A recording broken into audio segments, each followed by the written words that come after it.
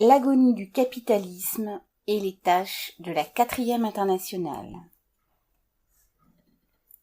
Les prémices objectives de la révolution socialiste. La situation politique mondiale dans son ensemble se caractérise avant tout par la crise historique de la direction du prolétariat. La prémisse économique de la révolution prolétarienne est arrivée depuis longtemps au point le plus élevé qui puisse être atteint sous le capitalisme. Les forces productives de l'humanité ont cessé de croître. Les nouvelles inventions et les nouveaux progrès techniques ne conduisent plus à un accroissement de la richesse matérielle. Les crises conjoncturelles, dans les conditions de la crise sociale de tout le système capitaliste, apportent aux masses des privations et des souffrances toujours plus grandes. La croissance du chômage approfondit à son tour la crise financière de l'État et sape les systèmes monétaires ébranlés. Les gouvernements, tant démocratiques que fascistes, vont d'une banqueroute à l'autre. La bourgeoisie elle-même ne voit pas d'issue. Dans les pays où elle s'est trouvée contrainte de miser son dernier enjeu sur la carte du fascisme, elle marche maintenant les yeux fermés à la catastrophe économique et militaire. Dans les pays historiquement privilégiés, c'est-à-dire ceux où elle peut encore se permettre pendant quelque temps le luxe de la démocratie, au compte de l'accumulation nationale antérieure, ouvrez la parenthèse, Grande-Bretagne, France, États-Unis, etc., fermez la parenthèse, tous les partis traditionnels du capital se trouvent dans une situation de désarroi qui frise par moments la paralysie de la volonté.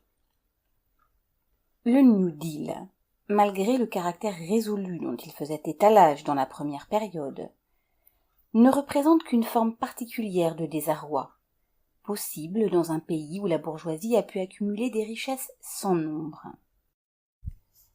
La crise actuelle, qui est encore loin d'avoir dit son dernier mot, a pu déjà montrer que la politique du New Deal aux États-Unis, tout comme la politique du Front populaire en France, n'ouvre aucune issue dans l'impasse économique.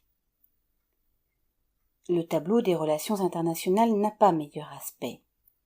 Sous la pression croissante du déclin capitaliste, les antagonismes impérialistes ont atteint la limite au-delà de laquelle les divers conflits et explosions sanglantes, ouvrez la parenthèse, Éthiopie, Espagne, Extrême-Orient, Europe centrale, suspension, fermez la parenthèse, doivent infailliblement se confondre en un incendie mondial.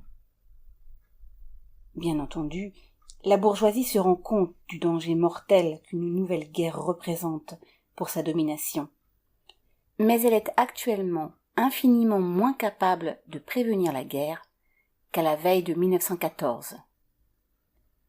Les bavardages de toutes sortes selon lesquels les conditions historiques ne seraient pas encore mûres, entre guillemets, pour le socialisme, ne sont que le produit de l'ignorance ou d'une tromperie consciente. Les prémices objectives de la révolution prolétarienne ne sont pas seulement mûres, elles ont même commencé à pourrir. Sans révolution sociale, et cela dans la prochaine période historique, toute la civilisation de l'humanité est menacée d'être emportée dans une catastrophe. Tout dépend du prolétariat, c'est-à-dire, au premier chef, de son avant-garde révolutionnaire. La crise historique de l'humanité se réduit à la crise de la direction révolutionnaire.